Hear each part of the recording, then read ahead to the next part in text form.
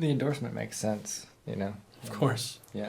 If I was Sidekick, I would endorse this too. Hi, welcome to Comic Talk. I'm Josh. And I got drawn into a fucking comic this week. We're You gonna did. get to that later. We will. We will get to that soon. This is our weekly pull list review for April 13th.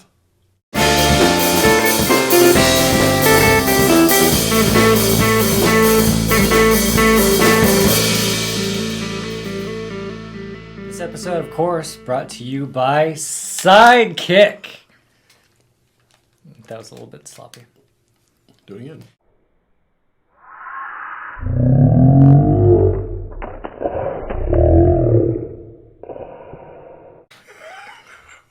That was so much better. Because every good hero has a sidekick.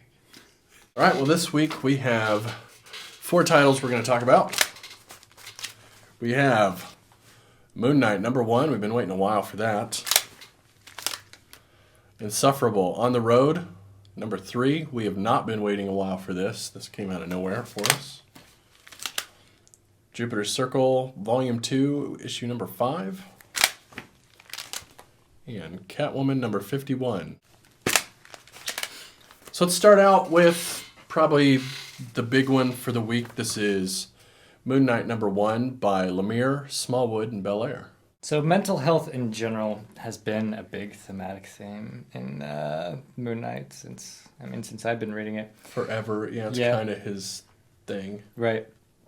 This takes that like even farther, and I'm kind of super excited about it. Yeah. I really enjoyed this. I did too. It goes back and forth, and it's handled sometimes well, sometimes not so well. Mm-hmm. Different writers spend more or less time with it, bringing it forward, pulling it back. But this is the first time I've seen, like, One Flew Over the Cuckoo Nest.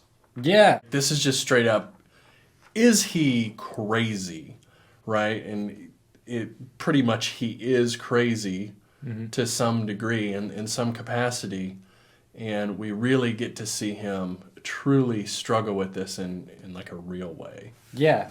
I mean, we almost get this, we just did Nameless, and that was the huge, like, Grant Morrison clusterfuck of uncertainty that was completely awesome. That you should check out the review for. Mm-hmm. There's going to be a link around there. Like up there at some point. Mm-hmm. Yeah. So yeah, I got this kind of vibe from that, which I wasn't expecting at all. I mean, we did... who was writing that other Moon Knight trade that we reviewed? That'll be linked as well. Wood.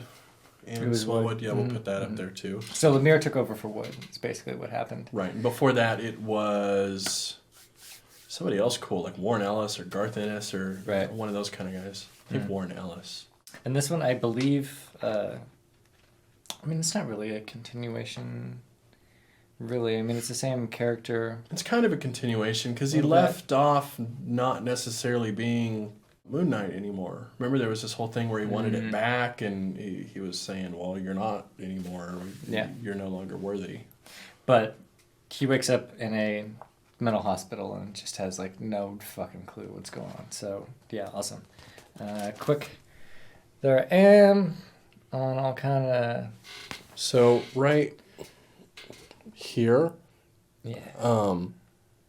Not like, oh, that looks like Drew. It kind of does. Like... That is, if I was on that cocktail drugs that people there probably are. Like that is you. Yeah. Like you are literally in this comic, this Lemire comic, because Smallwood. Do you want to just explain that just so people believe us? So you can see there's that little tattoo on my arm that says DMFP. It's my music thing. Check out that YouTube channel as well. I played at his wedding. And that was the deal. He's Smallwood's wedding. Yeah, Smallwood's wedding. He's like, I'll draw you into a comic, play at my wedding. It's like, fuck yeah, dude. So, yeah. That's what happened. You have a family connection with Smallwood of some sort, right? Well, my friend is who he married. Gotcha. So, okay. Okay, so that's that. Yeah. So that is actually Drew in Moon Knight #1. Yeah, it's actually me. So that's cool. Yeah. And it is cool because this is a really awesome book. So that's a cool one to be in. And just that aside, this was great to read. The artwork, I have to give Smallwood is due. I'm not just saying this because he drew me into this, but the artwork in this is fucking tight. Yeah, it's really cool. Like, this like color splattered kind of bit, like I was super, super in love with. The regular style is, I mean, how would you describe it? Like this sort of... I don't know. It's almost like pop arty. It's very very flat imagery, right? Right. Like there's not a whole lot of shading or depth to things. He did a pretty good job on the facial hair. Some people, I will say that. And of course, the paneling was something that we were super in love with the trade, and has been consistent to this. Like this has really great panel work. Yeah, the paneling tells more of the story. A lot of times, it really doesn't just show you what's happening from panel to panel. Like it's part of the structure of how you read the thing in a very tangible way. Yeah, it accents the dialogue and motion and stuff going on. One thing that he did that I really liked in the trade that we didn't see in this issue, I'm hoping he'll bring it back at some point, was where it had like the white box panels, and then you had that sort of optical illusion where you'd start to see black dots and stuff. Yeah. I thought that was really cool, and I guess we have it on this page. And I would like to see him play more with that, and maybe some other like optical illusion kind of stuff, just because I think it's like totally appropriate for the title. Completely appropriate. But all in all, man, like, not a bad thing to say about the book. It makes me really happy to say that because, you know, I have a total man crush on Lemire, and yeah. Smallwood's a cool guy as well. Lemire seems to be doing a cool, and it's not just Lemire actually. I don't even want to say just Lemire. It's a lot of the guys at Marvel right now are taking these characters and really pushing them. We keep saying this. We see it with Doctor Strange. We see it with the Vision. We see it with Power Man and Iron Fist, Ant-Man, where they're taking these established characters and they're really pushing them into either further deeper down the rabbit hole of what their character is about, or like outside of their range. Like we don't have a whole lot of status quo happening, at least in the mid-tier Marvel stuff, which is I think why we keep getting more Marvel things on our list, because they're doing things, cool things with their characters. There was even today I saw at the shop, I think it was like a cross between Gwen Stacy and Deadpool, but like Gwen Stacy was Deadpool, so it was like Gwenpool or something like that. Yeah, Unbeatable Gwenpool or something like that. Yeah. Which I just love shit like that. You know, it's just nobody is sacred in their universe right now, and I'm about that. I'm totally on board with what they've been doing. About that life. So good job, Marvel and Lemire and Smallwood, and let's not forget to mention Belair. Did an awesome job coloring this. Yeah, Belair. It's great colors. It's strange to bring up colorists, but you do tend to notice after a while who the good colorists are, and Belair is definitely one of them. He constantly knocks stuff out of the park. I mean, he's literally like one of the only ones that I could name, so there's something to be said for that. Right, definitely. We're gonna move off the beaten path to an IDW title. It's not Ninja Turtles. And it has nothing to do with the Ninja Turtles, so that's a thing. This is Insufferable on the Road. This is Wade, Krause, and Woodard. So this is the third issue of this. We do get a bit of like the Wade page at the beginning, but from what I gather, he's like in pursuit of somebody who's like after some Cayman Island money, and then he gets sidetracked with this guy that gets murdered. And yeah, so we have kind of Batman and Robin, father and son duo here. We have Nocturnus and Galahad, right? And it's kind of Nocturnus is the sort of Batman detective-y character that's dark and skulks in the night and scares people. Galahad is dressed basically like Robin. Sure. He's fun and has fans. And what did you think of this, though? I'm still not sure. Me neither. Bits of it I didn't really care for too much. I really liked, again, some of the panel work. Yeah, when it gets into this part, you don't see a lot of that. Right. I thought it was interesting as well. And paragraphs. It's awesome. Yeah, being the third issue, I wasn't sure just if I was like missing things. It seems like maybe some of the stuff would be a little bit weightier if I had caught 1 and 2. Yeah, it feels like some of this is payoff for things that were probably being built up to. Mm-hmm. I would like to keep reading it. I think so. This one issue alone didn't absolutely blow me away, the way that Moon Knight just did. But, it's a Wade, so I'll give it another chance. Yeah, I like the general idea of the characters. Mm-hmm. I like the narrative structure. I like the dialogue. It felt well written, which is Wade. And I just like the art in general. I thought it had a nice look to it. It was fun. I'm kind of weird about that. Like, I like the artwork, but it just maybe like the paper or the finish on the paper or something. It just looks a bit too shiny and clean for some reason. It's a problem I've had with a lot of IDW stuff I've read. I think it tends to they do this really high gloss paper. Mm-hmm. That just comes off a little bit weird to me, but it's like a little too glossy, I think. Yeah, it makes everything look super fake, which, I mean, given it's like comic book art and shit, but I don't know, just something about it kind of rubs me the wrong way. Yeah, it's odd, but yeah, I say we give it another issue to see if it can really pull us in. Yeah, for sure. If for no other reason than we're not doing anything else off IDW and it's Mark Waid. Sure. So, yeah. I was looking through the titles in the back too, and there's like another damn thing that I would be interested in reading from them. Yeah. Then this Apocrypha Now by Mark Russell and Shannon Wheeler. Mark Russell's great. Yeah, so but everything else is Transformers versus G.I. Joe, Uncle Scrooge. Right. Yeah. I've heard a lot of good stuff about the Transformers stuff, but I'm not convinced. I'm not going to read it.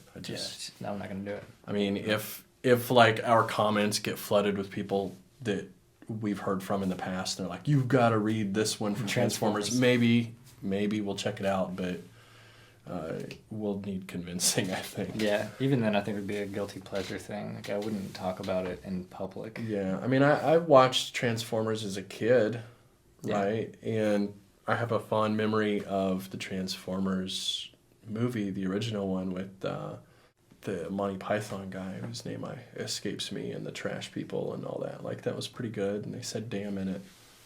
I don't think I saw it. Yeah, it's pretty cool. Sure. But I mean, I have no affinity for Transformers, and I don't read things for nostalgia. So yeah, it's weird how many. And Boom has a lot too of just like adaptations, like comic adaptations and stuff. But they have stuff that steps outside of that too. It feels like IDW is just like overrun with all of this, like Judge Dredd, Mars Attacks, Mickey Mouse, My Little Pony. Yeah. There's like a million G.I. Joe titles, fucking Godzilla, Donald Duck, Dungeons and Dragons. Star Trek and... Yeah. I just don't know. Yeah. Those are like kind of an automatic turn off for me. Unless it's a Kurt Russell movie and then I have to check it out. Fair enough. Swing over to Jupiter's Circle, Volume 2, Number 5. Mm-hmm. It's the penultimate issue. It's to be concluded next time. Yeah, it is. So what happened here? So in the previous issue, we got like what we thought was a super nice cleanup to this big, pretty tumultuous chain of events. And it was just too pretty and too clean. And in this, it kind of like comes undone. It's like, this is what I was hoping the last issue would be like. So I'm pretty happy with this one. Yeah, this was good. This was definitely a cool unraveling of what you're like. It feels like it's going to be a return to status quo, and then it falls apart, right. Which is exactly kind of what you want in this series, right? Mm-hmm. Yeah, and even in retrospect now, I think it was pretty bold of him to take a whole issue to get back to status quo and like really make you think that it might be going that way, and he's like, oh no, that's how I'm doing my book. Right. Art-wise, this reminds me of early Invincible. I would agree. I really enjoyed it. I liked how much it pops. It's very simple and cartoonish in a way that it hasn't been really before. I don't know why. Clothes are a little bit tighter. Yeah, and it's the colors are just a little more primary, and like the layouts are a little simpler. It's just cool. I really enjoyed it. And then we get some of these crazy like psychedelic moments which are lost on black and white. Yeah. But they're cool. They're still cool looking even without it. So artistically, I really enjoyed this issue. What did you think of the story? What do you think of like the dialogue here and the overall narrative of it? I really liked it. I fucking loved it. I thought it was great. Yeah. I mean, there were a couple things that are like, nothing new, but just given the context that they're in and the particular details surrounding it and stuff, it seemed like a fresh enough take on everything that it was doing that I was not bored by a single panel. Mm-hmm. And some of the other issues we've had of this series have had a decidedly maybe beatnik feel to them, or indie. I hate to use indie as like a description, but wordy, non-action oriented. A lot of word play and cleverness in how the dialogue progresses. Whereas this takes a real turn into, again, similar to Invincible, where the fun really is laying on thick the trope and then like you hang the lampshade and then knock it off, right? And like go a completely different direction, maybe in the way that a grounded story would go, but not like a Zack Snyder grounded where everybody's miserable and the apocalypse is impending, right? Right. Yeah, there's, speaking of grounded, a little bit about the payphones and everything. I thought that was awesome. Yeah, that was awesome. Yeah.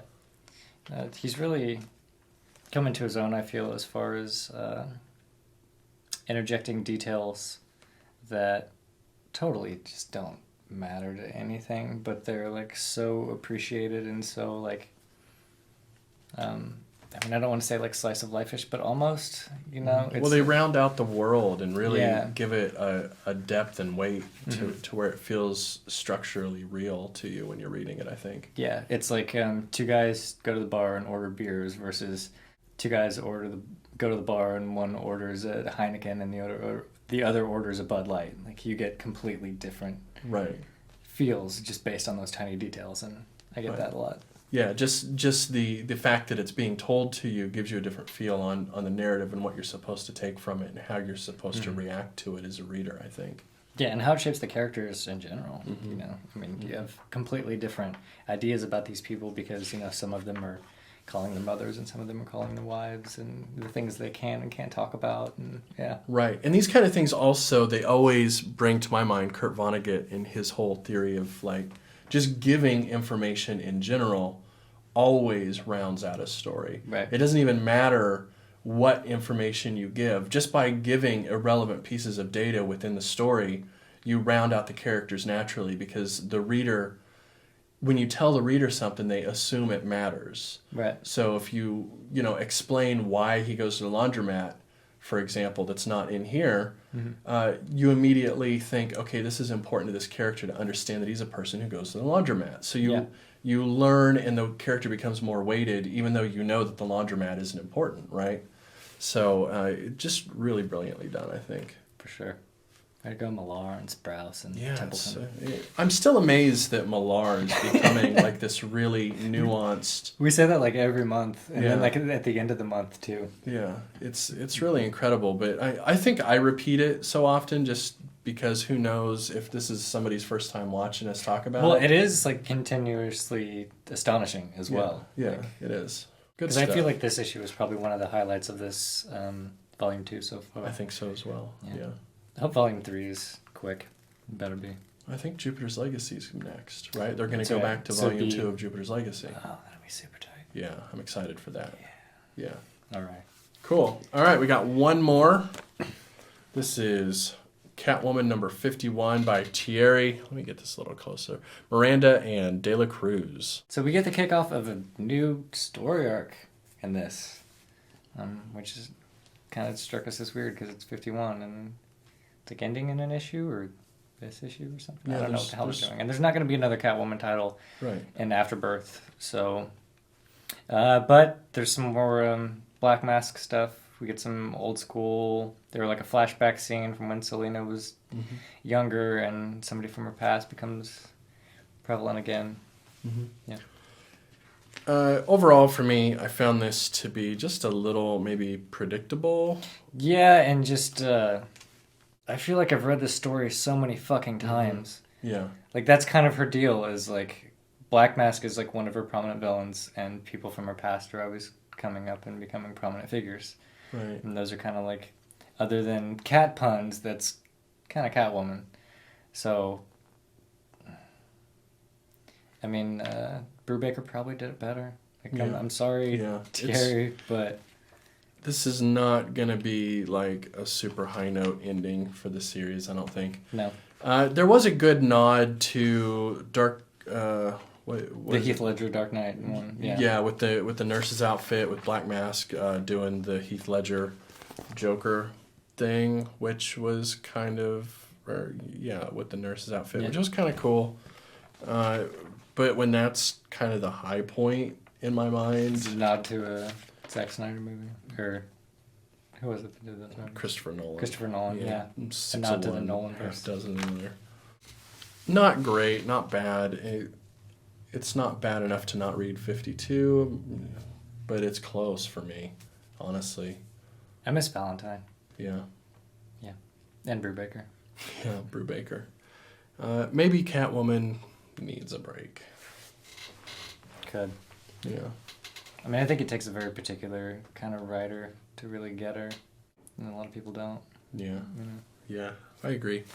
So that pretty much wraps it up for us here. You can check back with us next week when we do this again. Mm-hmm. On Monday, we will have our monthly review for March, so you can check that out. We'll just go back over our favorites from March and a couple that we didn't like so much and talk about why. Yeah.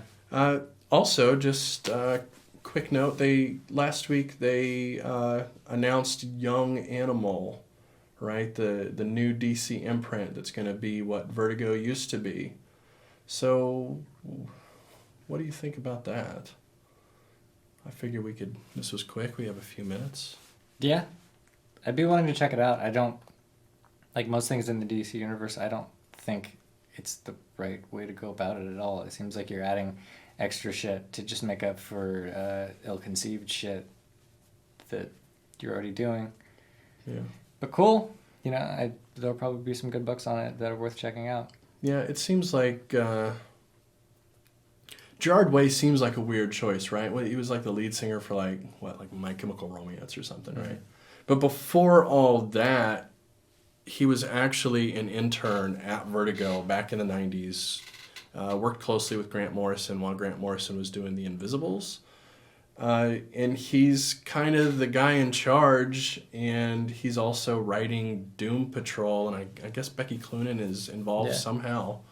Which, yeah, you told me about that Doom Patrol thing, and I was super excited about that after I figured out that he had done that work with Morrison and everything. And yeah, so that could be neat. And if Vertigo has become like DC's non-superhero mature imprint, so it's cool, I think, that they're going to do another mature imprint within the DC universe, so we can... But why can't they just also do that on Vertigo? Like, why does it have to be strictly... some other new thing? Yeah, I mean, like, even the stuff that's not superhero books, I mean, there's some kind of, like, fantastical or post-apocalyptic shit happening. Sure. I mean, it's not like one of them is completely grounded in reality and the other one isn't. Like, it wouldn't be a stretch to bring back The Question, for example, on Vertigo. And Right. Well, what we'll probably see is The Question on Young Animal, right? Which, if that's the imprint name they want to use for stuff that's within DC Universe proper, that's fine with me. You know, it makes it easy to keep track. Like if it says Young Animal, it's in the DC Universe in continuity, and if it says Vertigo, it's not. So that's okay. But just putting the mature reader's stamp on it, like they did in the late 80s, would Sure, suffice. it would be cooler. Yeah, it would be a lot cooler, and it would sit on the shelf next to the regular DC titles, and again, can't say this enough, like, kids want shit that they're not supposed to have. Right. So just put it right in their fucking face, like people used to put... MTV used to put Beavis and Butthead right after, like, music videos or something, which, you know, most parents were totally okay. If you want to watch music videos, fine. Yeah. I think the best news here is that we're going to get DC characters that Jeff Johns and Jim Lee and Didio and all those guys aren't lording over. Yeah. So it's hard to say if any of it will be any good, but at least it'll be a step out of their influence, I think. So I'm excited about that. Yeah. On that note, I hope it blows up. Yeah, I hope no it becomes kidding. better selling than regular DC. Yeah. Well, and hopefully at least because it's an imprint now, there'll be lower expectations. So if it's not doing well, they might still be able to keep books running. You know, Right. might be able to keep things like Omega Men on the shelf and happening rather than looking at 20,000 an issue and going, oh, that's too low. Like maybe as an imprint, that'll be okay. Sure. Lastly, young adult and young animal are too close to the same. It's weird to make a mature title imprint that looks from the name like it's a young adult imprint. I don't know what the hell they were thinking there. That's stupid as hell in my opinion. That's a terrible, terrible name for the imprint. It's probably just a nod to like Animal Man. That's the only thing I can think of. I don't know, man. I think it's just Gerard Way being from that like mid 2000s pop emo thing where everything has to have an odd name that doesn't match what it is, right? I think it's just that. Like, sure. I think he just used a band name generator. Young Animal. Yeah. Done. That's what the imprint's called. Like 5 years away from the hidden track on the back of the album, bro. Right. Just saying. Yeah, so I don't know. All in all, I think it could be good. We'll just have to see when the books come out. Yeah, and what the books are going to be. I'm excited to see that too. Yeah, because we don't know, do we? Yeah, there's been a few named, and they look like they could be cool. We'll see. I think we'll definitely be reading some young animal books when they come out. Cool. All right. Well, that's it for us. You can like and subscribe below. All that stuff that you've heard on every YouTube video since like YouTube became a thing. So just do all that. I don't have to be patronizing and tell them what to do, right? You can figure it out. Yeah. You should definitely buy a sidekick, though. You should. Because every good hero has a sidekick. That's the thing that we're paid to say. Thanks. Have a good day. Real money. We get real money. We get real money for saying that. From real people. From a real company that makes a real product.